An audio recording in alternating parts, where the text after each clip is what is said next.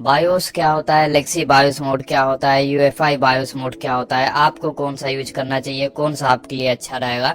आज के वीडियो में हम इसी के बारे में बात करेंगे और ये एक बेसिक वीडियो होगा। इसको आप समझ जाएंगे तो आपको कंप्यूटर के मामले में इस तरीके की चीजों में कोई दिक्कत नहीं होगी। चलिए शुरू करते हैं। सबसे पहले तो देखिए ये लेक्सी बायोस क्या होता है और यूएफआई बायोस क्या होता है।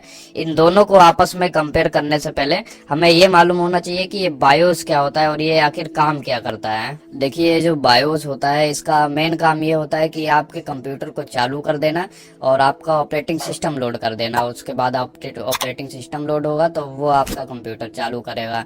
इस तरीके से आपका कंप्यूटर चालू हो जाता है। इसके पीछे का काम ऐसा होता है ना कि सबसे पहले बायोस आपके कंप्यूटर के सभी पार्ट्स को चेक करता है, सब कुछ बिल्कुल ओके ओके होते हैं तो ये आपकी हार्ड डिस्क में जाता है। वहाँ पे एक ऑपरेटिंग सिस्टम ढूंढता है जो आपने इंस्टॉल किया होता है।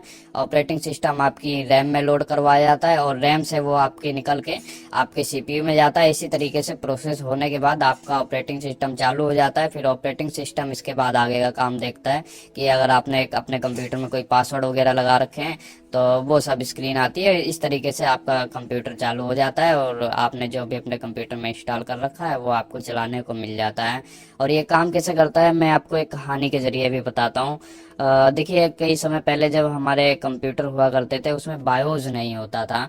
ऐसा होता था कि हमारा जो कंप्यूटर होता है और कंप्यूटर में जो ऑपरेटिंग सिस्टम इंस्टॉल होता है दोनों एक दूसरे से आपस में कांटेक्ट करते थे बिना किसी थर्ड पार्टी के।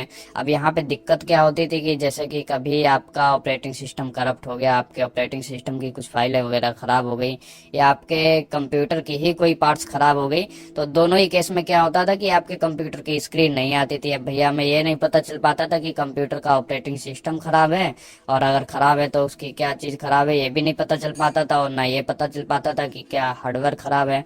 तो बड़ा कंफ्यूजन हो जाता था तो इसको सही करने में बहुत समय लग जाता था। पहले तो ढूंढने में ही काफ़ी मुश्किल होती थी कि भैया क्या चीज़ें गड़बड़ है। इसी चीज़ से बचने के लिए आपके कंप्यूटर में बायोस नाम का एक सॉफ्टवेयर डाला हुआ है। तो बायोस का काम ही ये होता है कि आपके कंप्यूटर के सभी पार्ट्स को चेक करके आपके कंप्यूटर की स्क्रीन लोड कर देना, स्क्रीन ऑन कर देना। इससे हमें ये पता चल जाता है ना कि हाँ भैया कंप्यूटर के सभी हार्डवेयर वगैरह ठीक हैं। आपका ऑपरेटिंग सिस्टम अब आगे का काम करेगा। ऑपरेटिंग सिस्टम लोड करने का काम बायोस का ही होता है और ये बायोस आपके कंप्यूटर के मदरबोर्ड की एक चिप में पहले से ही इंस्टॉल होता है। मदरबोर्ड के साथ आपको बायोस फ्री में मिलता है यूं कहो तो।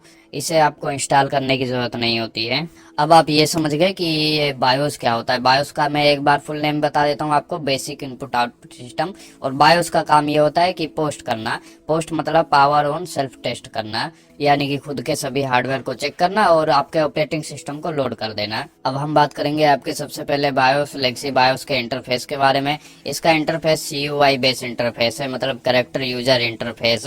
यहाँ पे मतलब आपको जो भी कुछ सेट करना है, जो भी कुछ ऑप्शन बदलने हैं वो सब आपको कीबोर्ड के जरिए ही करना पड़ेगा। आपका यहाँ पे माउस वगैरह काम नहीं करता है। और जैसे कि आपको यहाँ पे कुछ ज्यादा ही कुछ गहराई में जाके सेटिंग वेटिंग करनी है तो आपको तमाम सारा कीबोर्ड में खटर पटर करना पड़ेगा। इसके बाद हम बात कर लेते हैं लेगसी बायोस की कुछ क्षमताओं के बारे में जिसके परे ये काम नहीं करता है, जहाँ पे ये फेल हो जाता है। सबसे पहली कमी ये है कि ये 2000 GB से ज्यादा की कोई हार्ड डिस्क को सपोर्ट नहीं करता है। मतलब आपके कंप्यूटर में 4 GB यानी कि 4000 GB की हार्ड डिस्क लगी है तो आप लेक्सी बायोस के साथ अपने कंप्यूटर में कोई ऑपरेटिंग सिस्टम नहीं इंस्टॉल कर सकते। इसकी दूसरी कमी ये है कि ये जीपीटी पार्टीशन को सपोर्ट नहीं करता है। मतलब जीपीटी एमबीआर से अच्छा होता है और ये जीपीटी सपोर्ट ही नहीं करता है। इसकी तीसरी कमी ये है कि ये सीयूआई इंटरफेस है। चौथी सबसे बड़ी कमी ये है कि ये 16 बिट ऑपरेशन करता है। आपके कंप्यूटर को स्टार्ट करने के लिए जो इसे स्पीड चाहिए होती है वो 16 बिट की है और 16 बिट से बड़ा आपका 32 बिट और 64 बिट होता है जिसका इस्तेमाल आपके यूएफआई बायोस में होता है।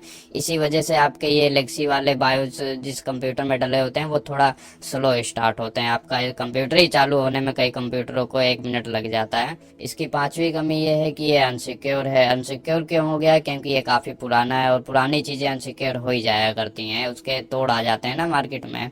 तो इन्हीं सब दिक्कतों की वजह से हमें एक इससे अच्छे वाला बायोस चाहिए था, लेकिन चाहिए तो बायोस ही था। बायोस को तो हम कंप्यूटर से भगा नहीं सकते, हमारी मजबूरी है, इसे तो रखना ही पड़ेगा। तो इसके बाद जो इससे लेगसी से अच्छा बायोस आया उसका नाम है UEFI बायोस। इसका पूरा नाम है यूनिफाइड एक्सटेंसिबल फर्मवेयर इंटरफेस।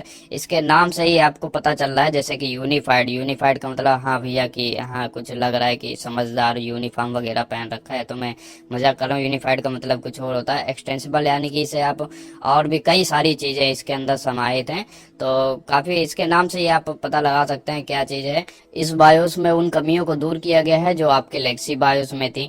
जैसे कि आप लेक्सी बायोस में 2 TB से ज्यादा की हार्ड डिस्क नहीं लगा सकते, तो यहाँ पे उसकी लिमिट बहुत ज्यादा बढ़ा दी है, 9 जेटाबाइट कर दी है। 9 जेटाबाइट का मतलब आप UEFI बायोस में कई हजार TB की भी हार्ड डिस्क लगा सकते हैं।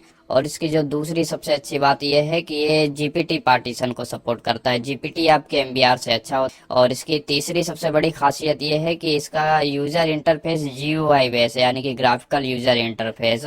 इसमें आपको माउस का भी सपोर्ट देखने को मिलता है और काफी अच्छा है। जैसे कि आपके कंप्यूटर के CPU का फैन का RPM देखने को मिल जाएगा, यहाँ पे आपको फैन का चित्र भी देखने को, नाचता हुआ देखने को मिल जाएगा। बहुत ही आसान चीज है। बाकी इसमें सबसे अच्छी चीज जो है वो ये है कि इसमें आपके ऑपरेटिंग सिस्टम स्टार्ट करने की स्पीड को 2 गुना 4 गुना बढ़ा दिया गया है, 32 बिट और 64 बिट कर दिया गया है। जिसकी वजह से अब आपने देखा होगा कि जो नए कंप्यूटर आ रहे हैं जिनमें UEFI बायोस हो रहा है, वो आपके 5-10 सेकंड में ही स्टार्ट हो जा रहे हैं। वो इसी की वजह से हो रहा है और ये अभी लेटेस्ट है, तो लेटेस्ट चीजें सिक्योर भी होती हैं, पुरानी कमियों को इसमें दूर किया गया है। तो फाइनली अगर आप मेरे से पूछोगे भैया हमें कौन सा बायोस इस्तेमाल करना चाहिए, मैं सिंपल है आपसे यही कहूंगा कि लेटेस्ट बायोस UEFI बायोस इस्तेमाल कीजिए जो कि फास्ट है।